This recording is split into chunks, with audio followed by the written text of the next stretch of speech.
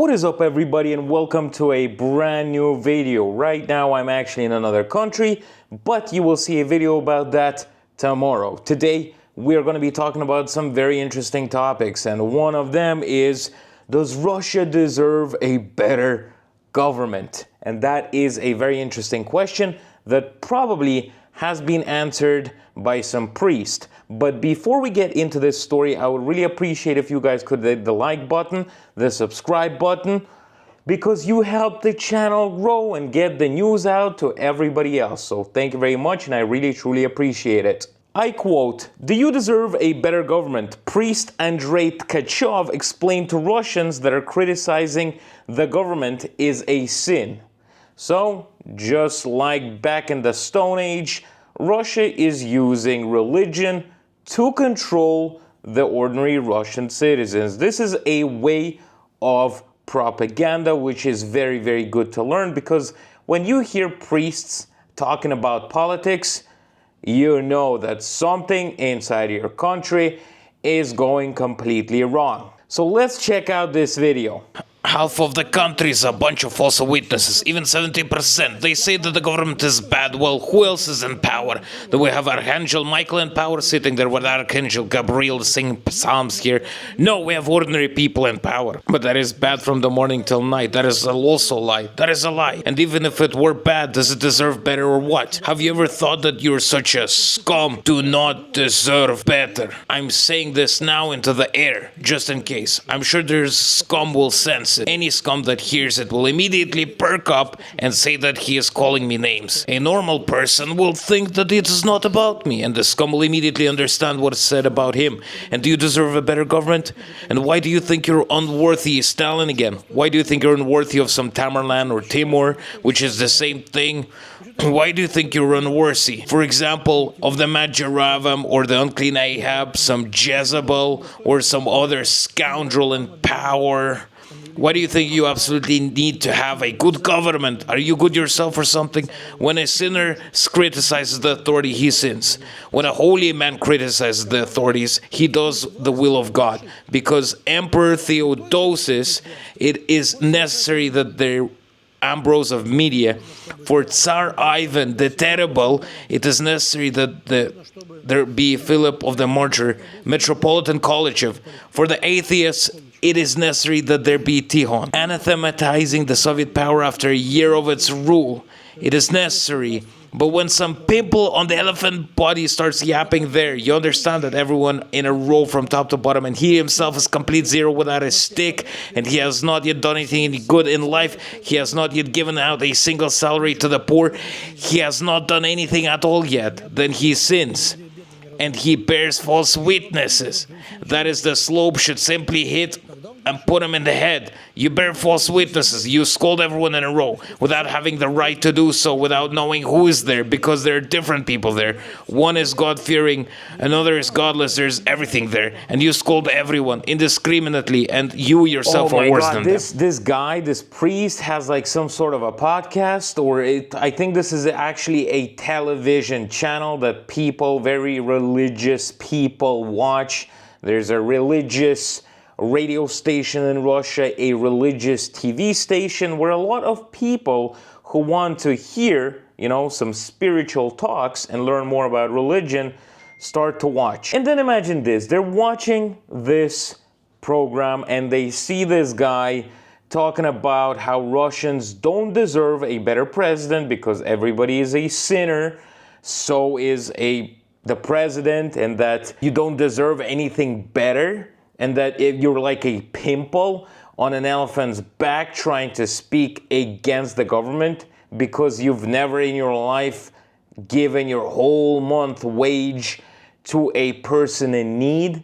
What is this guy talking about? First of all, I doubt this guy ever in his life gave any money or helped anybody out before. This is one of those priests that takes a bit of that government money and puts it in his pocket and buys himself a good old Maybach or an S-Class or a Rolls Royce and rolls around preaching everybody how they should go and donate to his church. Unbelievable. But you know what?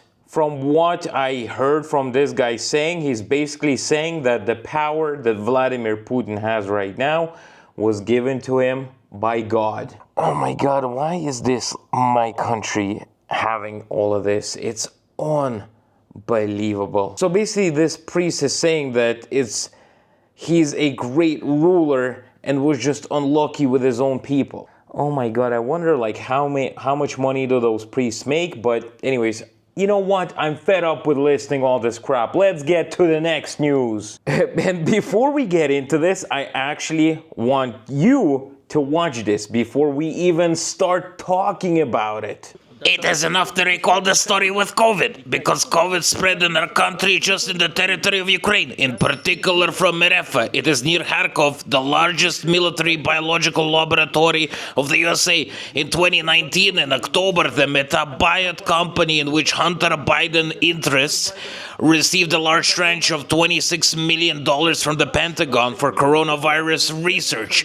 Let me remind you that this was 2 months before the start of the pandemic, so from the pandemic. But you see how many our people died from pandemic. Sorry, we lost but we beat off COVID. The question of interest here is exclusively, well, I don't know how about those drugs, of those developments that were in the biolabs in Ukraine, what they could be, how dangerous they are, and could the Ukrainians really use it against Russia and against their own? And why not? They often experimented the experiment. Well, I can say that from the beginning of the special operation in February 2022, an order was immediately issued by the Minister of Health of Ukraine to destroy all samples and accumulated reserves, and there were thousands of liters of accumulated reserves. That is, this is already a ready-made concentrate of the same plague: anthrax, Crimean Congo, hemorrhagic fever, Q fever, up to Ebola.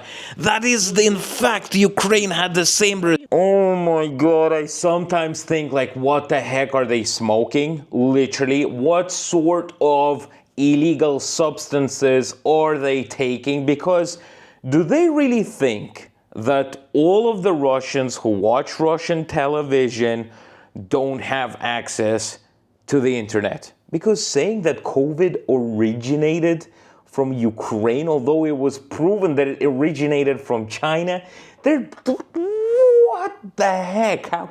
This is what is said on television, guys, that COVID was made in Ukraine to destroy the Russian population. Oh my God. Why is this like this?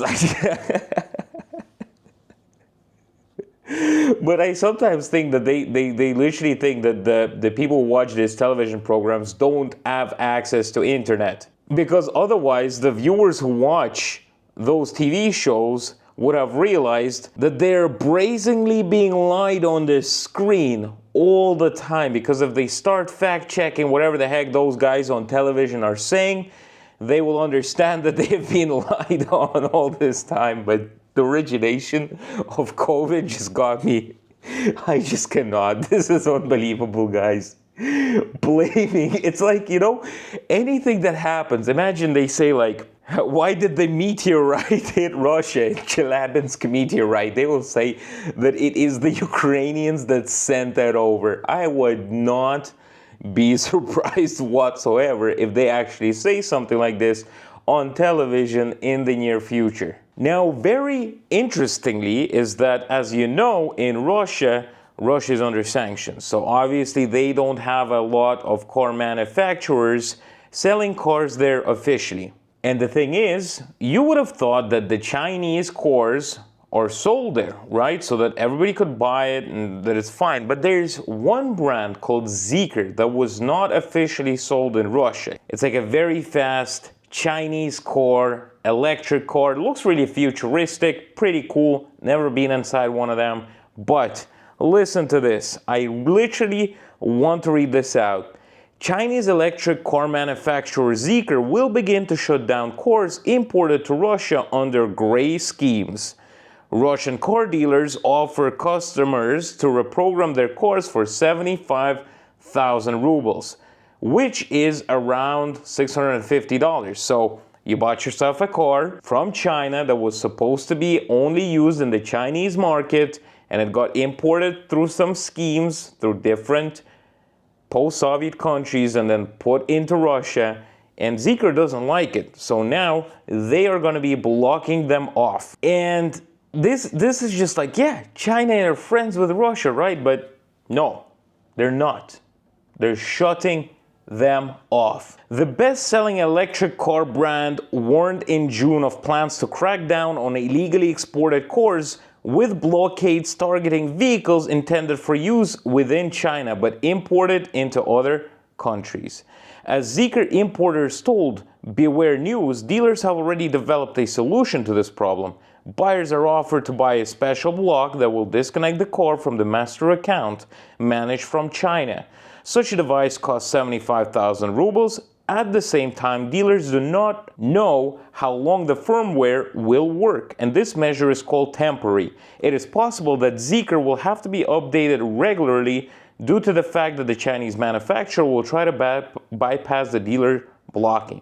So a bunch of people bought themselves some brand new Chinese cars are going to be paying a subscription fee to keep their cars from being locked out from the friendly country of Russia, China. According to Avtostat, 5,559 Zeekr vehicles were registered in the Russian Federation in 8 months, which is 76 times more than during the same period in 2023. In total, 12,689 new electric vehicles were sold to Russia during this period. In the event of blockade, at least a third of them may be switched off. I wonder how those people who bought those very expensive cars are going to feel after their brand new cars got blocked because they thought, all right, sanctions, all the European cars are very expensive, but I'm going to just buy myself a Chinese Zeekr, which is fast, cool-looking, futuristic, and drive around and say screw sanctions. Well, guess what is going to be happening to you now? Your car is going to be like a brick, unless you pay money probably every single month of modifying some sort of a block that you attach that disconnects the Zeekr from the master key inside of China that controls the car and the updates. So probably you're not going to be able to be updating your cars. Well, that's how people start learning. Even China is being really friendly to Russia right now. Now, on the other news, iPhones may be completely banned from sale in Russia. What? iPhones? What are you talking about? All the government officials are using iPhones. All of their children are using iPhones. A lot of Russians are using iPhones as well. The Russian government has supported a bill requiring the sale of smartphones and tablets only with access to the Rustore app. Oh my God, this is turning into North Korea as I speak. What the heck is a Rustore? Literally, this is my first time I'm hearing about this. How did they have any problems with Android Store? What is the problem with App Store? No, because in those platforms you can be downloading applications that are very unfriendly to the current regime in Russia. So instead, you're going to be using Rustore. Very patriotic. Well, I guess that Russia is going to be banning iPhones now. So no more YouTube, no more Facebook, no more Instagram, no more iPhones, no more App Store, no more Android Store, because we have better alternatives. YouTube, Rustore, Rue President, Rue smoking cigarettes in missile places exploding all the time, roof fragments hitting a roof and destroying huge military sites. This is the new reality of Russia. I hope you found this video informative, and if you did, I would really appreciate if you could hit the like button, the subscribe button, and I will see you guys next time.